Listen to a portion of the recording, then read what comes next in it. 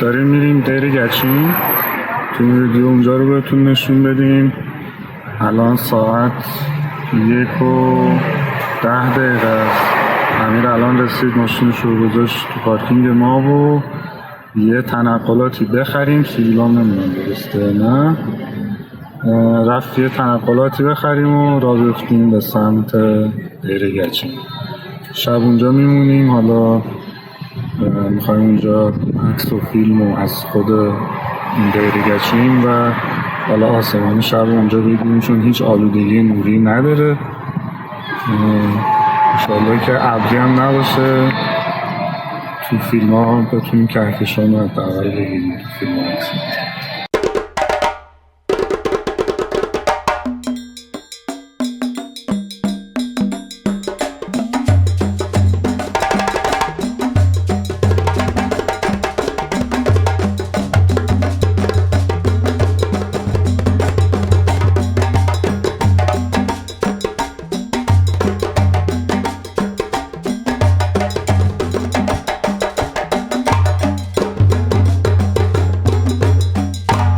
اینجا نگاه کن تو. این یه دونه داره، ممنوعه اصلا، بند کردن. این یه دونه داره. خب ما رسیدیم دیر گچین.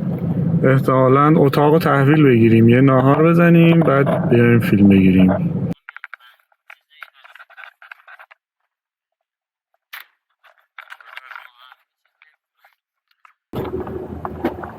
ما چشامو ترسیده. ای کبوتر.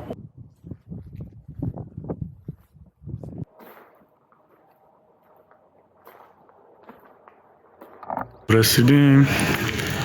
اینم دیر گچین. الان رفت ببینه اتاقمون کدومه. برای هاپو هم هست. کلان حیات وحش زندگی داره اینجا. گربه هاپو کوچیک. خب ما اتاق رو تحویل گرفتیم. این اتاقمونه بهش میگن حجره. البته اینم فعلا نمایی از کاروانسرا تا عصری. بیایم ببینیم چه شکلیه. این اتاق دوتا تخته.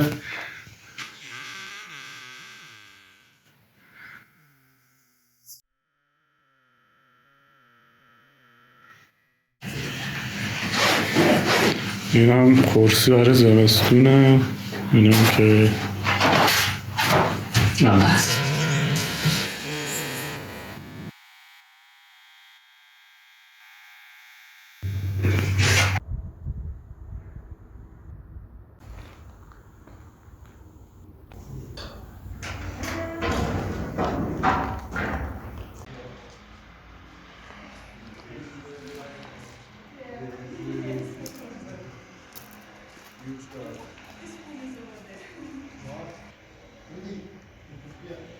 خب سلام دوستان، ما یه استراحتی کردیم. الان میخوایم که محوطه رو نشونتون بدیم. امیرم که میشناسید اونا رو.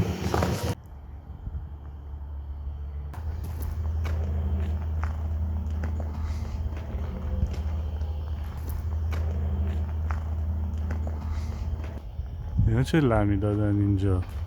آره این کاروانسرا با شهر قم 80 کیلومتر فاصله داره و به خاطر گنبد گچی که در گذشته داشته بهش میگفتن دیر گچین.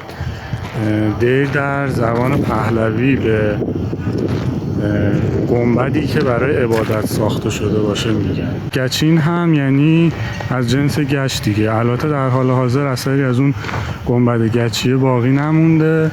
معانی دیگه هم براش میگن، مثلا دیر اصطلاحی برای اشاره به کاروانسراهاست، یا معنای گنبد و آتشکده هم برای این کلمه بیان شده.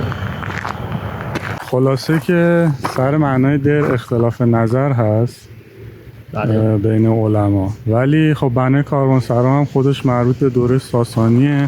تو دوره سلجوقیان و صفویان و قاجاریان مرمت و بازسازی شده، ولی شکل و فرمی که الان ازش باقی مونده مربوط به دوره صفوی است.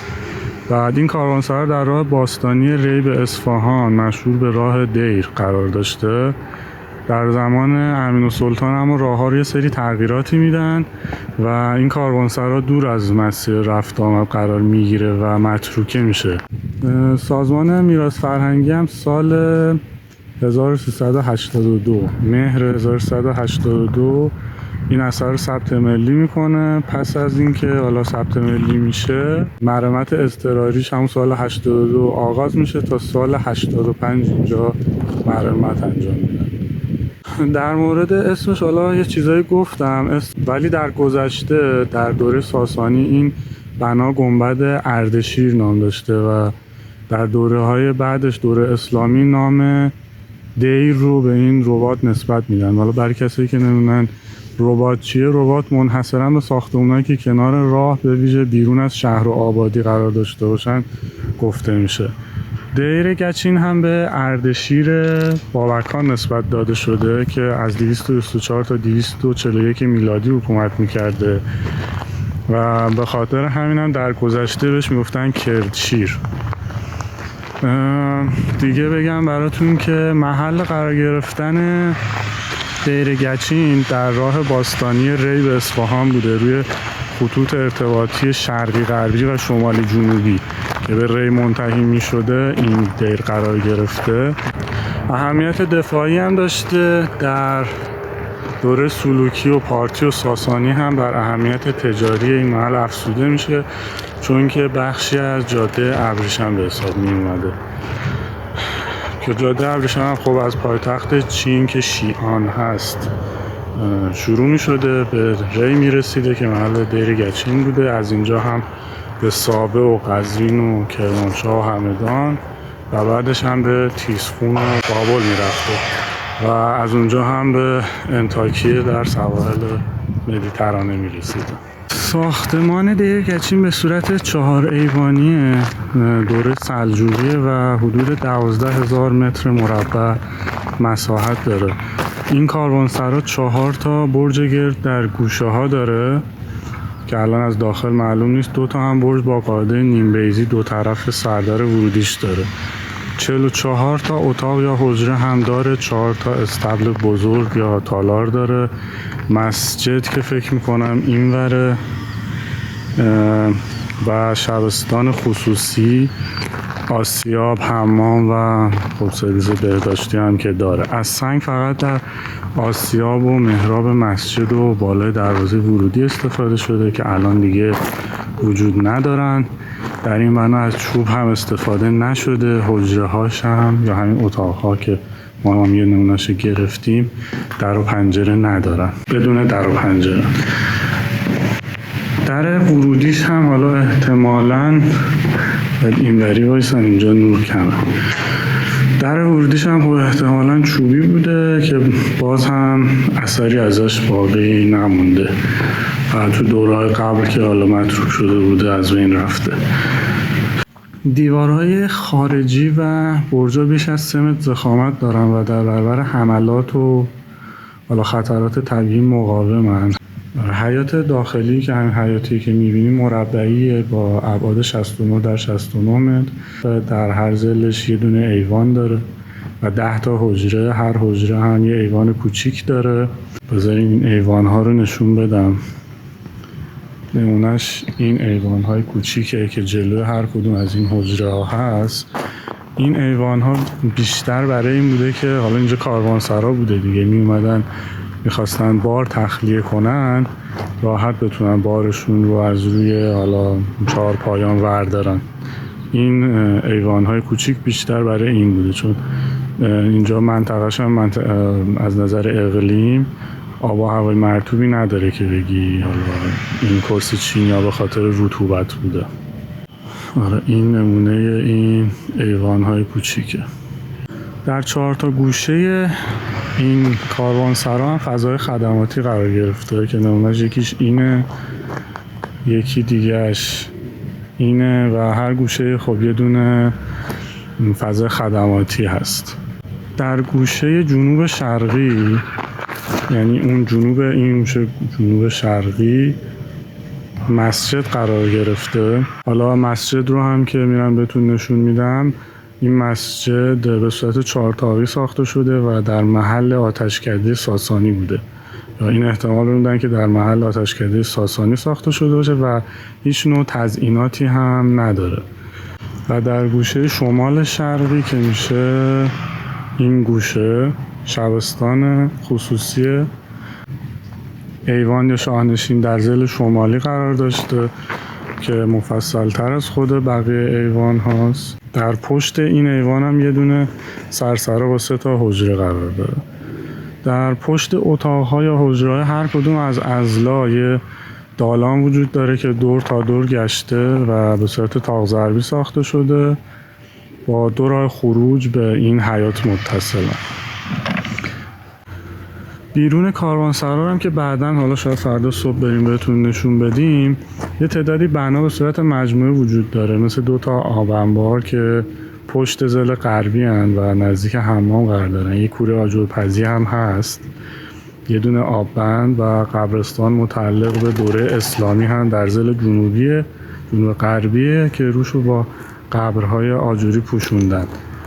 در 500 متری شرق کاروانسرا هم یه بنای خشتیگلی هست که از دوره قاجار وجود داره به شکل قلعه است و فقط یه دروازه ورود داشته، الان تخریب شده تقریبا.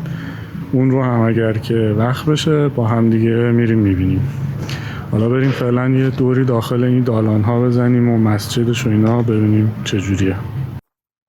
بریم ببینیم تو رو میگه تو که چراغ داره که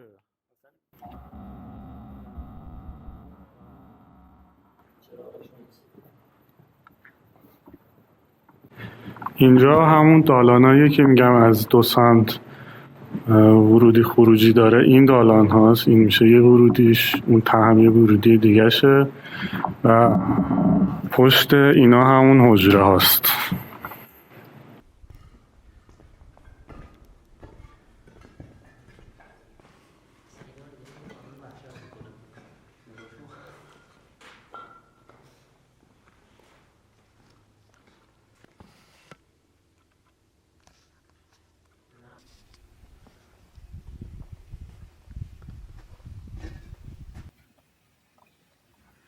اینجا داخل برج شمال غربی کاروانسراست. در این گوشه کاروانسرا و در مجاورت این برج آسیاب و انبار علوفه قرار داشته.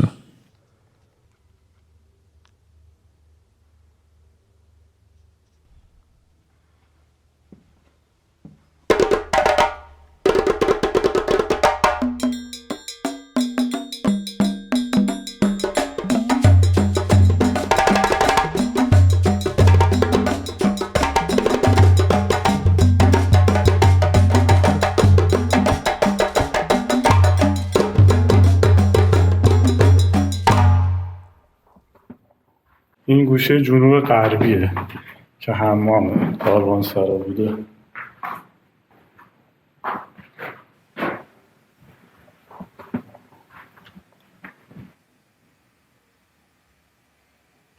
اینها هم گربه‌روهای حمام هست. گربه‌رو فضایی بوده که زیر حمام ساخته می شده، دالان‌های مختلفی داشته، حرارت و دوده‌های داخل تون رو به دودکشا می رسونده. با این کار هم کف حمام گرم می شده و هم دودها رو از تون خارج می کرده.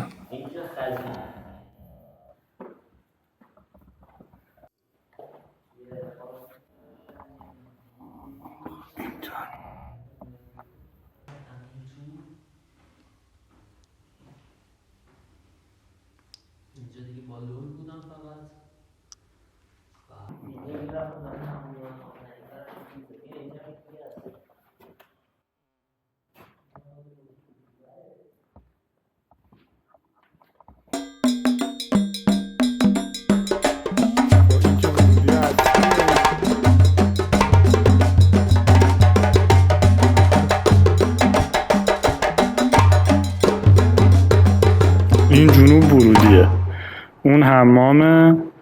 بعد قسمت جنوب شرقی مسجده که شیوه 4 طاقی ساخته شده.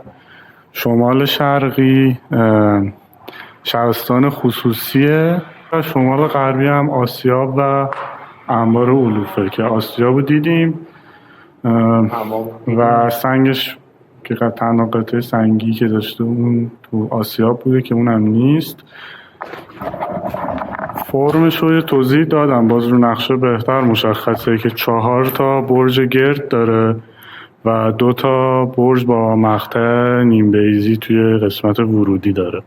ورودی اصلیش هم انگار این نبوده، بعدن تو دوره صفوی اینجا تبدیل ورودی میشه. حالا اینکه چه شکلی بوده رو من نمیدونم. آجرهایی که قرمزه آجرهای دوره ساسانی هست. این آجرها که در دوره اسلام خیلی اینجا رو تخریب میکنن، مثل خیلی جاهای دیگه که تخریب میشه این کاروانسرا هم مورد تخریبه.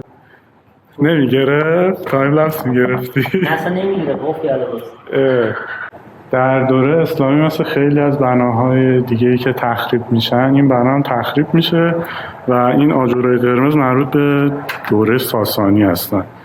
حالا تو بازسازی ها مرمتایی که گفتن تو دورهای بعد صورت میگیره از همین آجرهای قرمز برای بازسازیش استفاده میکنن.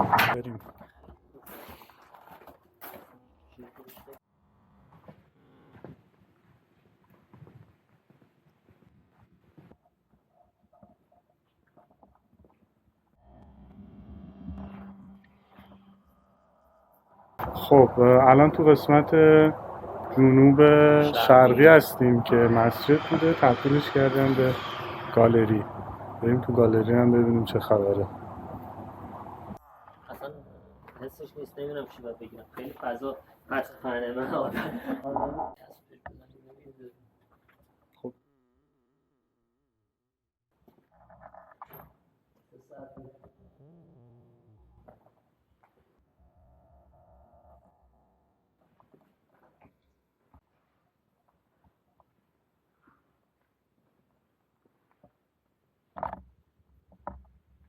اینجا همون مسجد چهارتاقیه که روی یک آتشگاه دوره ساسانی ساخته شده و حدس و گمان اینه که اینجا خب آتشگاه بوده. شیوه ساختش هم که چهارتاقی است، الان هم تبدیل شده به گالری.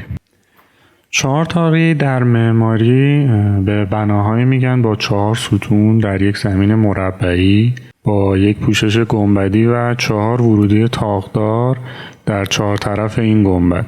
چهارتاقی شیوه رایج برای ساخت آتشکده در دوره ساسانی بوده. آها این میره اون ته نگاه.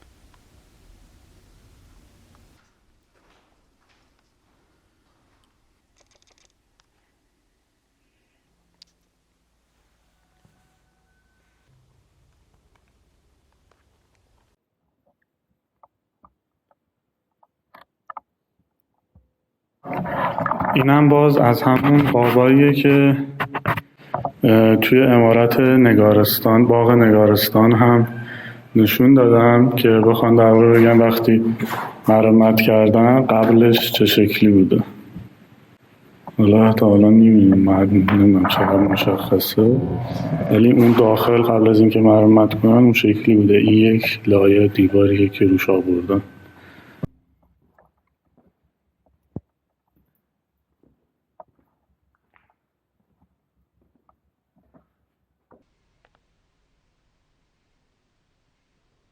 اینم مسجد یا آتشکده. بریم شبستان رو ببینیم.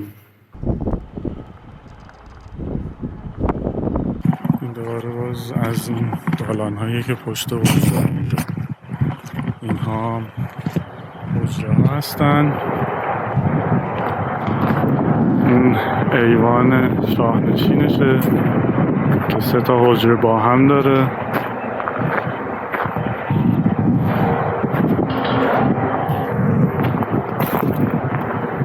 راه به پشت بومش هم که متاسفانه بسته است.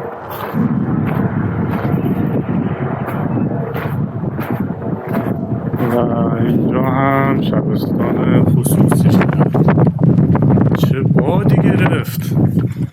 آره اینجا هم شبستان خصوصیه که خب کسایی که ساکن کاروانسرا بودن تو این قسمت ساکن می شدن.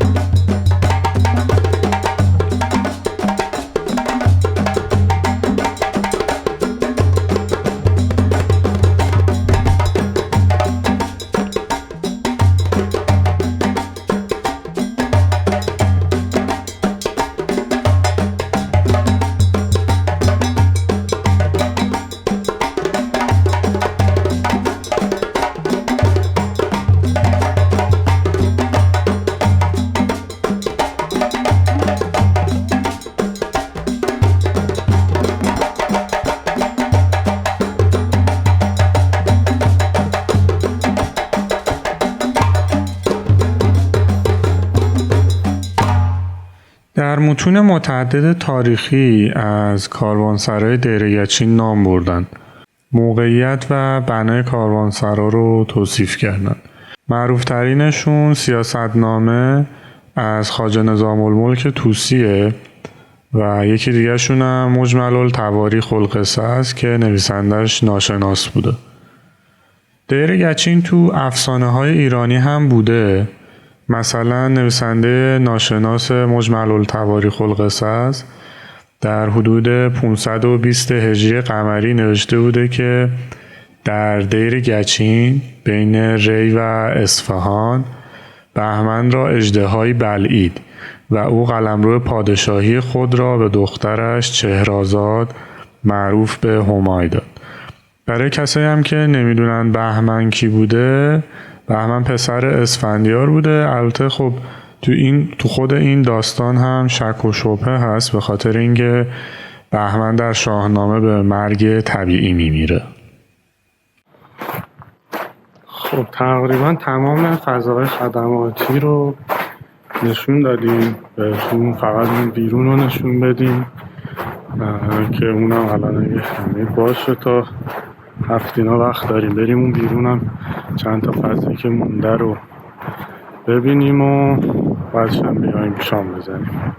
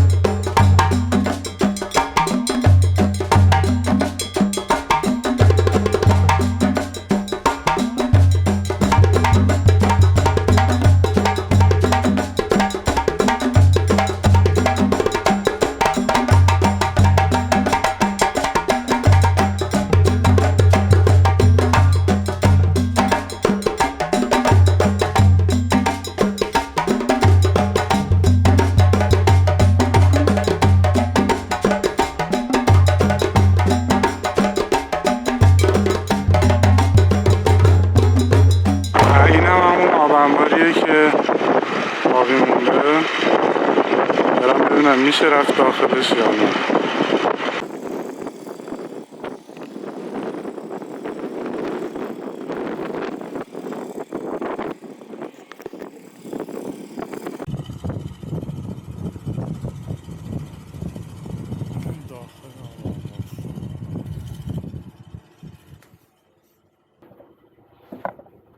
خوفی داره.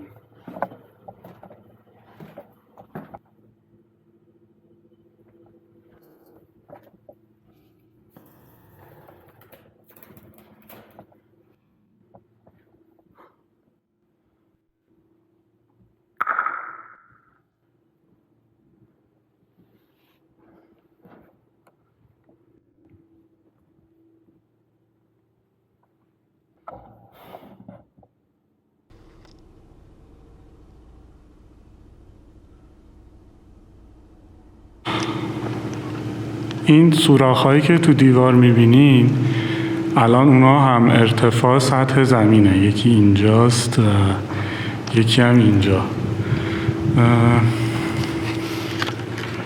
معمولا اینجوریه که این آبراه‌هایی که در اثر بارون‌های متوالی ایجاد شده، آب از اینا از یکیش میاد داخل و وقتی پر میشه مثلا از اون میاد داخل چون ارتفاعش بیشتره. حالا اینا که جفتشون هم شاید تقریبا یک سطحن، ولی آب معمولا اینجوری بوده که از یکی میمده داخل وقتی این آب انبار پر میشده. اینوری بگیرم. و حالا وقتی بر سر بارش این آب انبار پر میشده به اون سطح خروجی میرسیده، آب دوباره از اونجا سرریز میکرده، وارد آبراه بعدی میشده و میرفته توی آب انبار بعدی که حالا خب این یکی از شیوه‌های ذخیره آب سنتی توی ایران بوده دیگه. خب نمیدونم که صدا میفته یا نه، اما بیرون کاروانسرا هم چند تا بنا هست که گفتم 2 تا آب انبار هست که یکشو نشونتون دادیم و همون یکی هم مونده. کوره آجرپزی است که من ندیدم کجاست، نمیدونم هم کجاست، معلوم نیستش. و یه قبرستان که گفتن روش با آجر پوشوندن، اون رو هم پیدا نکردم حالا این دوری که زدم. و یک بنای خشتیگلی هم در 500 متری جنوب شرقی این کاروانسرا قرار داره که الان داریم میریم به سمتش. مربوط به دوره قاجار این بنای خشتیگلی و تقریبا هم تخریب شده. نکته‌ای که راجع به این بنا هست اینه که به شکل قلعه بوده و فقط هم یک ورودی خروجی داشته. این هم قلعه دیگه، چی ازش مونده. چند گفت خاموش میکنیم؟ گفت الان یه ساعت رو خاموش میکنیم. خب ساعت یکم در میاد. نگفت خاموش میکنیم، تو برم تو شب خاموش نمیشه. اون یارو فیلمه بوده، کاناله بودش، چی بود اسمش؟ دقیقا داشتم به اون فکر میکردم. اینجا داشتیم مثل اون رفتار کنی بیا. اینی که همه میان اونا میرن والدن باندرا اون یکی دیگه است. نامرد پلیس امنیت هم ما رو میبره و میاده. اینجا میدونی بدنش بکشیم. یعنی تو این کوچه ها بچه ها میدویدن، بازی میکردن، چیکار میکردن؟ هر کاره میکنه اینجا بودن. آره رمضان اوتیجون میگی یا نه؟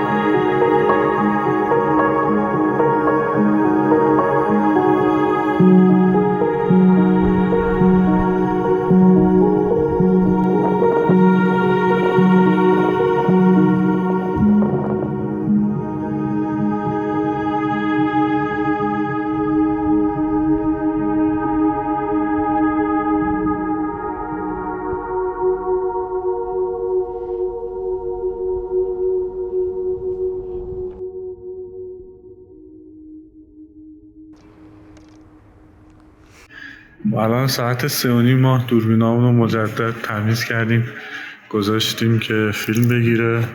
خواستم این کفترها رو ببینید، دیدم نمیشد، از اون ور باید نشونتون بدم. ببین پر کفتره اون بالا، همشون خوابیدن. من دوربینم یه جای اون وسط های، اینجا کافه است، اینجا هم یکی داره ساز تمرین میکنه.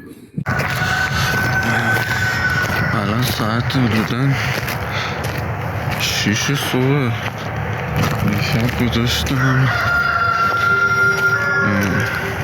تایم لپس گرفت، الان دوربین رو بردم تو، خروسم نمیذاره بخوابیم.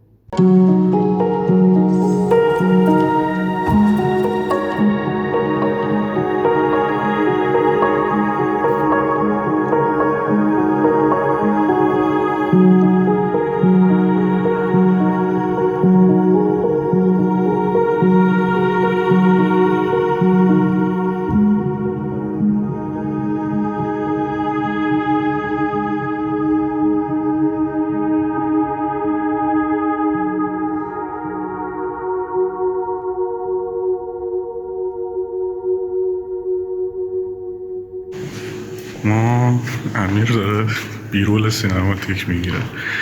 ساعت 6 صبح من خوابیدم، 10-11 پا شدیم تا صبحونه بخوریم، شد 11.